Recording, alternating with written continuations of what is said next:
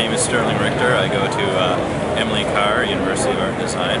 I have previously graduated with an honors degree in animation, and I'm just finishing up a second degree in illustration. I came from a very fine art oriented background. I went to Langley Fine Arts for high school, where I did things like, say, in grade 10, I repainted Caravaggio's Bacchus. I had that sort of thing, but on the side I played a lot of video games. And then I think very early on, I think when I was like 14, 15, I got into mod making, which is the independent community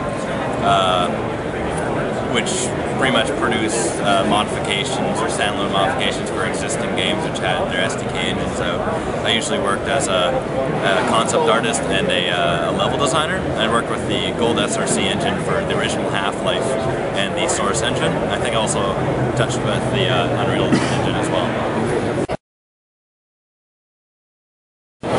At this point, I actually didn't mention it up there, but for many people who are just graduating or about to graduate, one thing I notice is that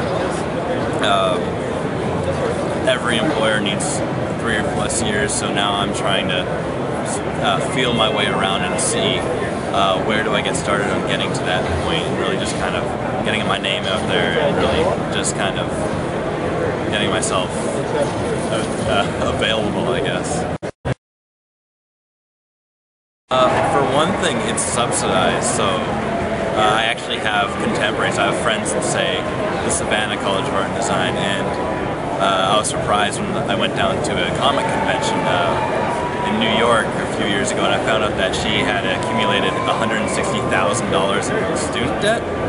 And meanwhile, up here, attending Carr, while I was working part-time, I was able to pay off my entire tuition, so I'm debt-free as of graduation.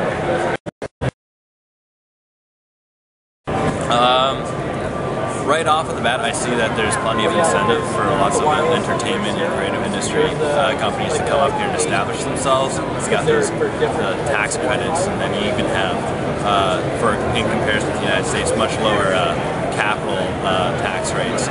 So companies have the incentive to come here, and plus, Canada also has a history of supporting its arts community and its skilled talents. You know, if you look at, say, the National Film Award or something, for example, there's this huge commitment to putting up our arts. For my class, I'm working on a short film right now. It got a little bit too elaborate for my animation graduation, so I actually put it in a trailer. It's actually called Not Cops. It's this mashup of a 70s style, oh my god, how do I say this? 70s style buddy cop flick with monsters and with mythological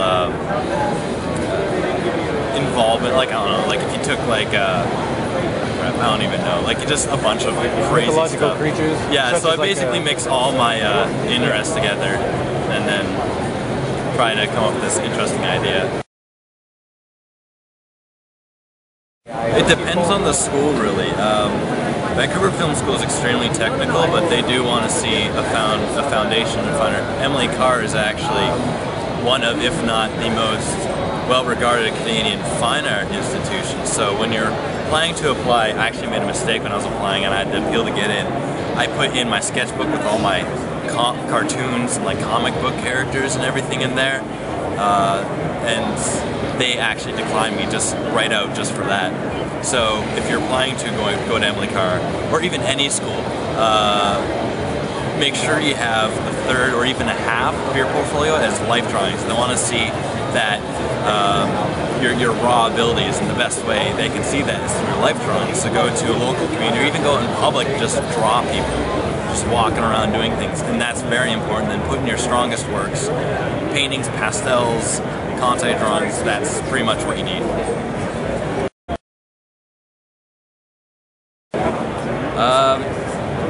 I'd like to see a bit more ease to have these young guns getting into the industry, but I think that's not so much a problem as it seems the video game industry is about to crest, because now every game looks like Call of Duty 4. Everything's brown, gray, has blood spatters all over with hollow sights.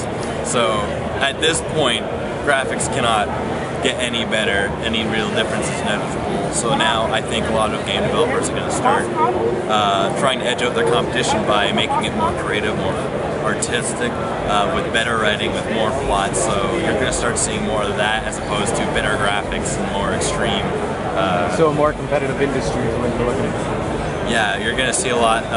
You're going to see these extremely bloated video game companies come up.